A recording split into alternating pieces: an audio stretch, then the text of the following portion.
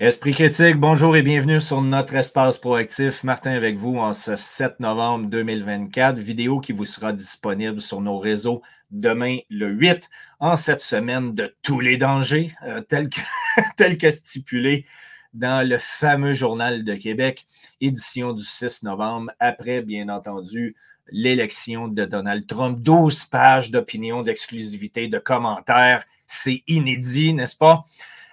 Certainement le reflet, en ce qui me concerne, de ce que vous devez voir du côté de l'Europe au niveau des médias traditionnels. Même chose aux États-Unis. Le discours de la gauche qui va persévérer, le discours de la gauche qui va pousser, inciter les gens avec des problématiques mentales à vouloir passer à l'action. On a vu déjà certains représentants démocrates pousser dans leurs réseaux sociaux et sur les médias comme quoi qu'ils ne céderont pas à leurs opinions et l'objectif, encore une fois, c'est de foutre le bordel, vous avez bien compris. Aucune introspection potentielle du côté de la gauche. Tout ce qu'on va faire, c'est tenter de stimuler les troupes pour foutre le bordel. Donc, on peut s'attendre jusqu'à maintenant à avoir un chaos social aux États-Unis au fil des prochains mois, minimum jusqu'à la certification de l'élection le 6 janvier, je crois, 2025. Donc, c'est à suivre. Aujourd'hui, ensemble, on va regarder quelques nouvelles qui ont attiré mon attention, particulièrement du côté de l'Europe.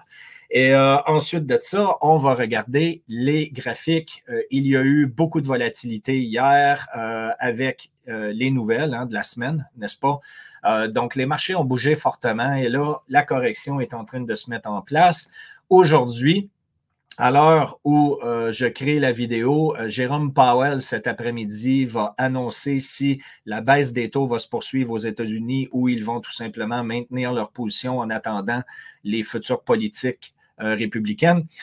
Donc, je n'ai pas l'information. Par contre, comprenez bien que les marchés anticipent toujours avec un pourcentage de réalité s'il y aura une baisse des taux ou autre. Donc, c'est déjà anticipé dans le marché. On va regarder ça ensemble. Pas beaucoup de nouvelles depuis la dernière vidéo. Par contre, des nouvelles d'ampleur, c'est ce qu'on va regarder. Et avant de passer au sujet du jour, très important de vous rappeler notre événement en direct le 14 novembre prochain, 19h heure de Paris, 1h heure de Montréal. Il y aura des petites surprises pour les gens qui vont être uniquement en direct avec nous. Donc, je vous invite à vous connecter. Nous serons sur nos réseaux sociaux à cette période-là et bien sûr sur notre site web.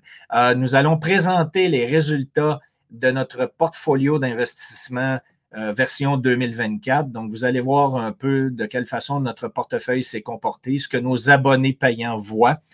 Donc, vous allez voir exactement la même chose. Et ensuite de ça, eh bien, on va présenter nos différents produits avec les solutions qu'on présente pour 2025 aussi. Donc, je vous invite à être des nôtres. C'est un événement exclusif. Patrick et Eric, nos associés, vont être avec nous, bien sûr. Donc, vous êtes invités sur nos réseaux le 14 novembre prochain.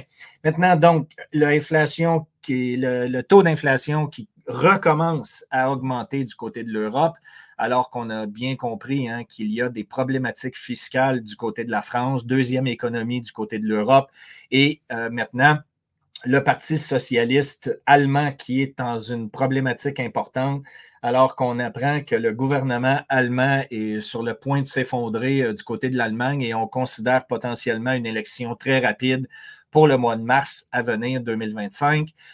Donc, encore une fois, les socialistes qui sont en train de s'effondrer après toutes les conneries qu'on a vues. Donc, c'est très positif, comme vous le savez. Je continue de croire que la Grande-Bretagne va être potentiellement le premier pays d'Europe à s'effondrer au niveau économique. Et on verra un changement, encore une fois, de garde du côté du gouvernement de la Grande-Bretagne. Et lorsqu'on parle du continent en bonne et due forme, eh bien là, vous voyez clairement là, que l'Allemagne, ça ne va pas très bien.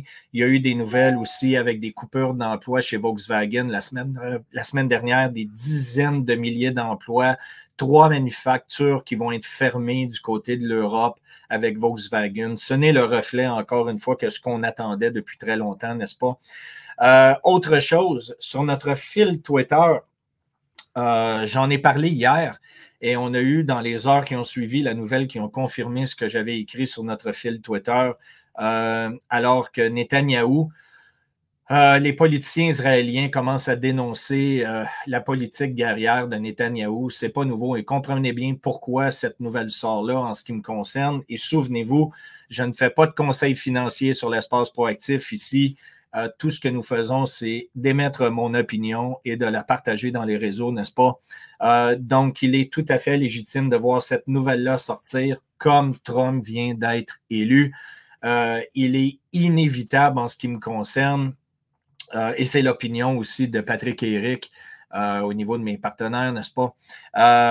C'est notre opinion que Trump va vouloir remplacer Netanyahou et mettre évidemment une marionnette à la tête d'Israël qui va soutenir les politiques américaines, les nouvelles politiques américaines, je devrais dire, n'est-ce pas? Donc, il faut faire attention ici, mais définitivement que Netanyahou va être remplacé. Si ce n'est pas le cas, Israël va être complètement détruit par l'Iran, les différents. On a vu Hezbollah, on a vu le Hamas, et malgré ce que les médias circulent, Israël n'est pas dans une position de force, alors qu'ils doivent tout simplement, alors, lorsqu'on regarde dans la région, l'on regarde les distances, Israël actuellement fait face à une situation où ils ne sont pas capables d'entrer dans les lignes ennemies. Ils ont de la difficulté à rentrer à plus de 2 km à l'intérieur du Liban Sud. Donc, ils continuent de frapper avec des missiles, entendons-nous bien, mais par contre, les soldats au front actuellement sont complètement fatigués après plus d'1 an de combat. Ils ne sont pas en nombre assez puissant pour être capable de confronter le Hamas, le Liban, le Hezbollah et autres. Et l'Iran, lors de la dernière frappe là, de 180 missiles, a fait beaucoup plus mal à Israël que ce qu'on veut le dire dans les médias de masse, manipulé, vous avez bien compris. Donc, il est normal de voir un changement de garde, ce qui est une excellente nouvelle. On pourrait très bien voir aussi un changement drastique de politique face à l'Ukraine avec le nouveau gouvernement en place. J'aimerais aussi, pour tous ceux qui veulent en bénéficier, vous rappeler, parce que je sais que je retape sur le clou à certaines occasions dans les vidéos. Vous comprenez bien que ce n'est pas tout le monde qui regarde chaque vidéo, donc j'aime revenir sur certains contenus pour le bénéfice de ceux qui saisissent quelques vidéos à la fois. C'est le comportement de Bitcoin après les élections américaines, post-halving à chaque 4 ans. Vous voyez les résultats qui se sont produits après les élections de 2016. Vous voyez le résultat après les élections de 2020. Vous voyez les résultats à venir avant 2020, pendant les élections de 2024. Donc, vous constatez aussi ici, petit aparté, que aucune différence entre qui remporte, que ce soit les républicains ou les démocrates aux États-Unis. Le mouvement de Bitcoin demeure le même après chaque élection. Maintenant, c'est ce que nous connaissons historiquement. Est-ce que ça va se reproduire cette année? Il n'y a jamais de certitude. Par contre, il n'y a que des tendances et la tendance est très forte de voir Bitcoin continuer d'exploser jusque dans son cycle de 2025. Et on va voir de quelle façon tout cela va se dérouler. Donc, très bonne nouvelle. Et on va regarder aussi quelques autres graphiques importants à suivre du côté des crypto-monnaies dans quelques instants. Je vais inclure une autre graphique là pour votre bénéfice. Ensuite de ça, donc, pour l'instant, il est important de comprendre quelles étaient les compagnies les plus importantes, les plus suivies lorsqu'on parle ici du S&P 500 aux États-Unis. Donc, en 2000, lorsqu'il y a eu la bulle des technologies, vous aviez à l'époque des compagnies comme Microsoft qui étaient dominantes, Cisco, General Electric, Intel, Exxon, Walmart, Oracle, IBM, Citigroup et Nokia. Donc, vous voyez qu'il y avait de la télécommunication, il y avait de l'informatique, des technologies. Vous aviez GE qui, au niveau énergétique, était une sommité en tant que société à l'époque. Exxon, qui est dans le pétrolier et autres. Walmart dans la consommation, vous l'avez compris. Regardez maintenant ce qui se produit en 2024. Vous avez toujours Microsoft, vous avez maintenant Apple, vous avez maintenant Nvidia, donc des sociétés qui gagnent actuellement sur l'intelligence artificielle, le storage en nuage et autres. Vous avez Alphabet, Amazon, Amazon qui a remplacé Walmart d'une certaine façon, Meta, Berkshire Hathaway, Eli Lilly. Et qui est Eli Lilly? Eli Lilly est un groupe pharmaceutique. Donc, je vais vous présenter le graphique dans quelques instants. Ce sont eux qui créent des pilules telles que le Prozac, les antidépresseurs. Et j'espère que vous comprenez bien le parallèle que je cherche à vous présenter aujourd'hui, n'est-ce pas? Antidépresseurs. Vous avez une grande quantité de femmes libérales aux États-Unis qui pleurent de tout leur corps aujourd'hui. Et on a un grand besoin d'antidépresseurs, de Prozac et de tout ce que vous voulez. Donc, Eli Lilly fait partie du S&P 500, la JP Morgan en tant que banque, et vous avez Broadcom aussi au niveau des technologies de communication. Donc, c'est intéressant de voir le changement depuis 24 ans au niveau des sociétés les plus importantes, ce qui nous donne aussi des tendances pour les prochaines années. Je trouve ça absolument hilarant de voir le titre de Eli Biopharma. Et en passant, parlant de biopharma, je suis convaincu qu'une majorité d'entre vous avaient suivi le discours de Robert F. Kennedy, n'est-ce pas, sur sa volonté à travers le nouveau président américain de vouloir changer complètement dont le système fonctionne au niveau biopharmaceutique et aussi alimentaire.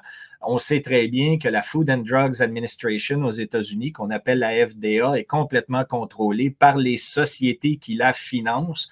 Et bien sûr que les bureaucrates prennent des décisions qui favorisent les sociétés qui financent la Food and Drugs Administration. Et là, vous avez eu Robert Kennedy qui a fait le pledge, qui s'est commis à vouloir transformer tout le système au niveau biopharmaceutique et au niveau industriel alimentaire aux États-Unis. Et ce qu'il y a d'extraordinaire à constater ici, tout simplement des faits, c'est que, vous le savez potentiellement, Robert Kennedy a écrit un excellent livre et absolument aucune information dans le bouquin a été réfutée de la part de la gauche ou du côté corporatif américain. Tout simplement, pourquoi? Parce qu'ils ne peuvent pas le mettre en demeure. Il dit la vérité simplement. Donc, comprenez bien que lorsqu'il y a des mensonges qui sont circulés, il est très facile aux États-Unis de faire une mise en demeure pour que les gens se rétractent et autres. Et comprenez bien que tout ce qui a été écrit du côté de Robert F. Kennedy, rien n'a été réfuté, du même au niveau juridique. Donc, ça en dit long. Et si ça vous intéresse, bien, procurez-vous son livre. Je suis convaincu que vous allez le trouver si vous faites un minimum de démarches, probablement même sur Amazon, n'est-ce pas? Donc, jamais contesté de ce côté-là. Maintenant, avant les élections, bien sûr, les commandes industrielles aux États-Unis qui sont encore une fois dans de beaux draps depuis les derniers mois. Et ça s'est poursuivi alors que les ordres ont diminué de 0,5 % mois à mois en septembre du côté des États-Unis. Maintenant, ce qui est intéressant de constater, encore une fois, on va regarder au niveau des graphiques, si vous permettez. Attendez un instant. Alors, première chose, lorsqu'on parle du secteur industriel américain, on parle du Dow Jones industriel. Donc, c'est un marché différent du S&P 500. Ici, c'est vraiment des sociétés de manufacturation américaine. Et constatez ce qui s'est produit depuis l'annonce des élections.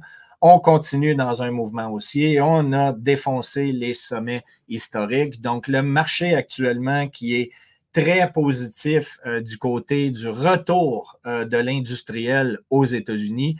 Et tout ça est moussé par des politiques très protectionnistes de Trump, ce qu'on a vu lors de son élection de 2016. Donc, il veut rapporter des emplois directement dans son pays, forcer les compagnies à travers des taxations à venir se réinstaller, tenter d'enlever évidemment une partie de l'économie de manufacturation chinoise pour les ramener du côté des États-Unis, même chose du côté du Mexique, n'est-ce pas? Et les politiques de Trump risquent de faire très mal au Canada particulièrement. Vous comprenez que nous sommes les États-Unis sont le partenaire économique le plus important du côté canadien. Et évidemment que lorsqu'on fait face à une situation de politique protectionniste, ça a un impact négatif sur le dollar canadien. Et là, vous constatez que le dollar canadien là, est en train de perdre énormément de force contre le dollar américain. et c'est une tendance qu'on risque de voir se poursuivre. Encore une fois, ce n'est pas une certitude, mais tant aussi longtemps que Trudeau va être au pouvoir, Trudeau est très faible, vous le savez, comme Macron en France, comme plusieurs politiciens. Lorsque c'est le temps de négocier avec une personne comme Trump, eh bien, vous comprenez que ces gens-là n'ont pas la capacité et s'effondrent généralement. Donc, tant aussi longtemps que le gouvernement Trudeau va être en place du côté du Canada, on va subir les conséquences d'une politique Trump et on risque de voir le dollar canadien continuer de s'effondrer face à la devise américaine. Donc, on est dans des eaux là, de 1,40 particulièrement, très, très près de 1,40. Et la dernière fois que ça s'est produit à ce niveau-là, attendez, c'était en 2020 lorsqu'il y a eu, bien sûr, hein, les événements du pic-pic. Pour le reste, bien là, on est vraiment dans une situation qui est difficile et on constate que la tendance est haussière. Donc, il va falloir surveiller attentivement le comportement du dollar canadien lorsqu'on va traverser les 1,4. On devrait avoir à ce moment-là une continuation haussière, donc une dévaluation du dollar canadien versus le dollar américain. Ce n'est pas différent du côté de l'Europe non plus, alors que l'euro est en période de souffrance, n'est-ce pas? Donc, si je regarde une aléatoire ici, pour l'instant, vous voyez clairement qu'on est dans une période de consolidation avec un dernier mouvement haussier. On va voir de quelle façon tout ça va se produire, mais il est fort à parier que que l'euro va se déprécier face au dollar américain au fil des prochaines semaines et des prochains mois. Encore une fois, à suivre avec grand intérêt. Donc, la stimulation des marchés se poursuit depuis l'annonce de l'élection. Il y a une euphorie en ce moment dans le marché boursier parce que le marché boursier, beaucoup d'investisseurs et de spéculateurs sont très émotifs, n'est-ce pas? Et les émotions sont transformées tout simplement dans le marché boursier. Donc, nous avons vu des mouvements de volatilité importants hier. On a eu un mouvement très fort sur l'or du côté baissier, encore plus fort sur l'argent du côté baissier. On a eu une poussée haussière très forte du côté de Bitcoin, encore une fois, qui a défoncé son sommet historique pour aller vers des nouveaux sommets. Ce n'est que le début, encore une fois, tel qu'on l'a vu un peu plus tôt.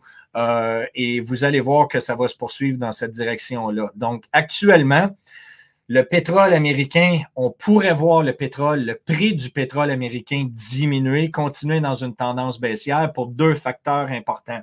Le premier, eh bien, Trump a bien sûr fait la promesse de recommencer à faire du drill, baby drill, comme il le dit en anglais, donc retourner vers du fractionnement pétrolier, ce qui va leur permettre de diminuer les coûts énergétiques aux États-Unis, donc par le fait même faire diminuer le prix du baril de pétrole américain, n'est-ce pas?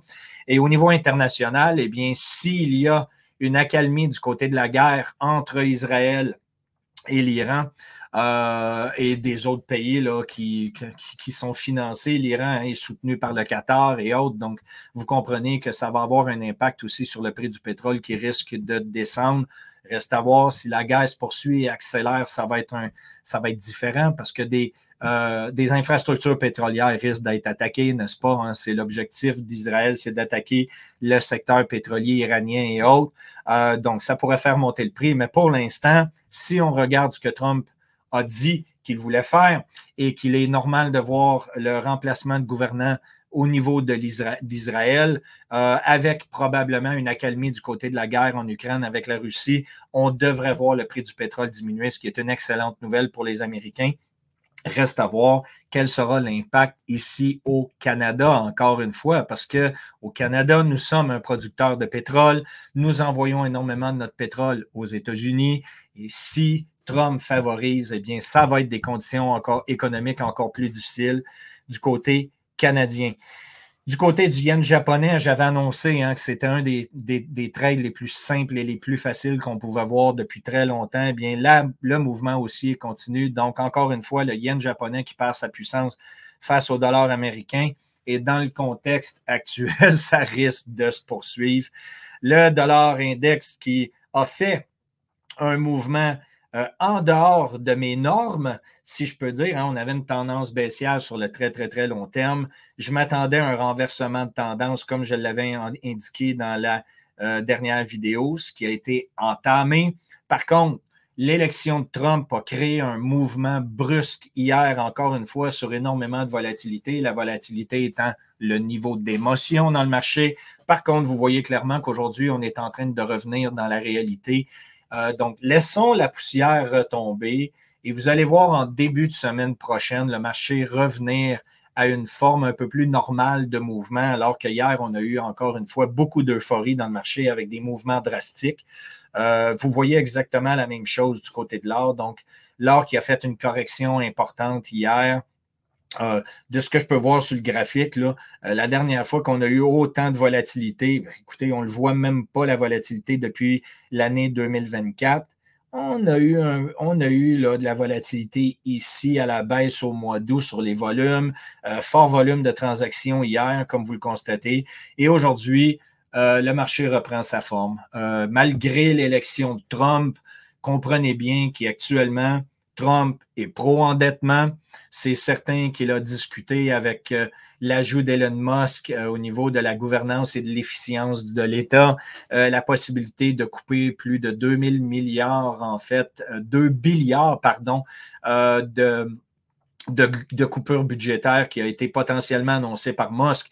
Mais Trump, en fait, pour pouvoir rallier les troupes, stimuler l'économie, devra poursuivre l'endettement à court terme. Qui dit endettement dit impression monétaire.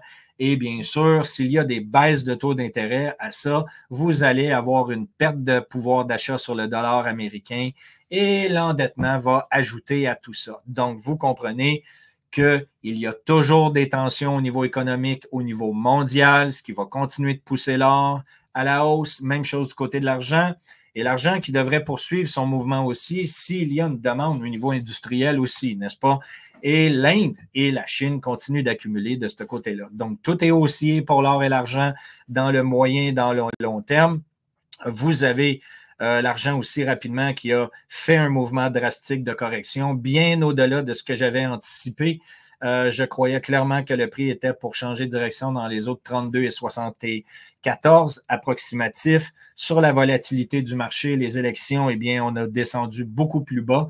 Donc, une belle occasion à saisir lorsqu'il y a des occasions comme ça qui se produisent sur le court terme et que le prix devient sous-évalué, ben, c'est là où c'est intéressant de pouvoir en prendre une louche. Donc, ne perdez pas de vue que dans les stratégies d'investissement telles que nous travaillons, l'objectif, c'est d'acheter lorsque les gens vendent et de vendre lorsque les gens achètent. Et par le fait même, donc, hier était une journée où pour ceux qui voulaient acheter ou accumuler une quantité d'argent additionnel physique, n'est-ce pas? C'était une belle journée hier pour pouvoir en acheter à rabais, en sachant très bien qu'à terme, d'ici la fin de l'année, voire en 2025-2026, il y aura une continuation de l'augmentation du prix sur l'argent et sur l'or aussi. Et ben, qui est le grand gagnant des élections hier? Eh bien, c'est des résultats des élections hier, eh bien, c'est Bitcoin. Bitcoin qui prend son envol. Et là, je ferai une vidéo en particulier. J'en parlerai dans les prochaines semaines. Je reviendrai ce que j'ai déjà discuté auparavant, mais on a de moins en moins de Bitcoin dans les échanges centralisés. La demande devient de plus en plus forte. Il y a des mots qui circulent du côté du Congrès américain pour préparer la réserve dont Trump a fait promesse. Et là, ce qui circule actuellement, c'est que le gouvernement américain s'apprête potentiellement pour les 5 prochaines années, à partir de 2025, d'accumuler jusqu'à 100 000 bitcoins, si ma mémoire, non, excusez-moi, 200 000 bitcoins par année pendant 5 ans. Donc, on parle de 1 million de bitcoins. Et de façon à pouvoir le faire, ils doivent acheter 500 bitcoins par jour, alors que la capacité de minage actuelle est à 450 bitcoins par jour. Donc, faites le calcul.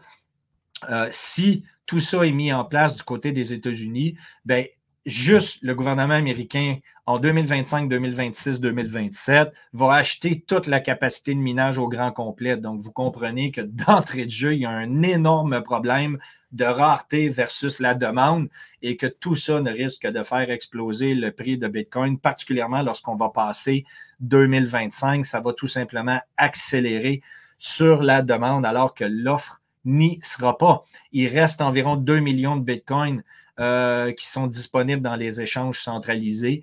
Et avec ce qui est en train de se produire en ce moment, vous allez comprendre qu'une grande majorité des gens qui détiennent des bitcoins ne veulent pas les vendre au prix actuel, sachant très bien qu'ils auront la capacité de vendre à beaucoup plus cher dans l'avenir. Donc, la demande qui augmente et la quantité de disponibles qui diminue. Donc, vous avez compris que tout ça est très haussier pour Bitcoin. On a vu aussi, j'ai trois derniers graphiques à vous présenter. Donc, on a vu un soubresaut important aussi du côté d'Ethereum, hein, la deuxième crypto-monnaie en puissance actuellement après Bitcoin. Donc, il y a une euphorie qui s'installe aussi du côté d'Ethereum actuellement lorsqu'on le met face au dollar américain. Mais comprenez bien que si je mets Ethereum face à Bitcoin, comprenez bien là, que la puissance de Bitcoin, regardez, en fait, ce que vous voyez aussi, ce n'est pas la valeur d'Ethereum, c'est la valeur de Bitcoin face à Ethereum. Donc, même si on regarde Ethereum en ce moment qui pousse très fort versus le dollar américain, donc versus le dollar canadien, versus l'euro aussi, n'est-ce pas? Ça demeure pas moins qu'actuellement, Ethereum a énormément de rattrapage à faire versus Bitcoin. Donc, Bitcoin demeure la priorité des acheteurs en ce moment. Et en période de diversification, eh bien, Ethereum a du potentiel aussi, mais Bitcoin est favorisé en ce moment. J'espère que vous avez bien compris le message. De l'autre côté, lorsque je regarde le ratio or-argent actuellement, le ratio qui a remonté sur la volatilité à du 85 pour 1. On se souvient qu'actuellement, dans le secteur minier, il y a 7 onces d'or, 7 onces d'argent qui sont minés physiquement versus 1 once d'or. Et on est à un ratio de 85 pour 1. Donc, je l'ai annoncé depuis très longtemps. Ce ratio-là doit diminuer, ce qui est très positif pour l'argent versus l'or. Et ce qu'on est en train de voir, eh bien, c'est tout simplement le marché qui est retourné. Après avoir défoncé ma ligne de tendance haussière long terme, on est retourné hier sur les nouvelles, on est retourné tester la ligne de tendance haussière et là, on est en train de voir une correction. Et remarquez à quel point qu'il y a ici de faux signaux qu'on appelle. Je ne vous expliquerai pas ça en détail, mais les traders reconnaissent très bien l'indication aussi. Donc, c'est un essoufflement des acheteurs à vouloir acheter lorsqu'on retourne dans les ratios d'environ 85-86 pour 1. Donc, c'est généralement un signal baissier qui va se poursuivre pour continuer dans la tendance baissière, toujours dans l'objectif de retourner dans des ratios de 75 et probablement aller beaucoup plus bas que ça au fil des prochains mois et des prochaines années. Du côté du palladium, que j'avais annoncé un point d'entrée à 1,1. On est en correction baissière en ce moment. Encore une fois, beaucoup de volatilité dans le secteur industriel sur les matières premières. À voir de quelle façon les commodités, les matières premières vont se comporter avec les élections de Trump. Par contre, fondamentalement, la demande est toujours là et la demande devrait accélérer si Trump réussit à mettre en place dans les prochains mois, les prochaines années, sa politique. Donc, par le fait même, pour ceux qui y croient, c'est une opportunité de pouvoir acheter lorsque le prix est sous-évalué versus la demande, encore une fois. Donc, soyez patients si vous n'êtes pas positionné. On va voir le comportement du palladium. Pour l'instant, on est encore dans l'euphorie d'ici la fin de la semaine. Ça devrait se calmer ce week-end. Et ensuite, on verra la semaine prochaine les mouvements normaux du marché revenir après l'élection. On va avoir besoin du week-end pour pouvoir respirer un peu à travers tout cela. Donc, j'espère que vous avez apprécié la vidéo d'aujourd'hui. Ne manquez pas encore une fois notre événement du 14 novembre. Ça va être absolument extraordinaire. Et je vous invite aussi à regarder nos différents produits. On va présenter encore une fois nos performances lors de l'événement du 14. Et d'ici là, je vous souhaite un très beau week-end. Profitez-en bien. S'il fait beau à la maison, sortons des réseaux sociaux. Les réseaux sociaux qui deviennent évidemment la réalité au niveau journalistique avec les journalistes indépendants. On a clairement vu que la libération de Twitter a joué un rôle très important dans ce qui s'est produit cette semaine. Donc, profitez de cette période-là historique. Buvez du champagne, chers Français, vous le méritez. On est dans une bonne position pour voir 2025 se produire. Et pour le reste, eh bien, on se voit le 14. Salut tout le monde, à bientôt.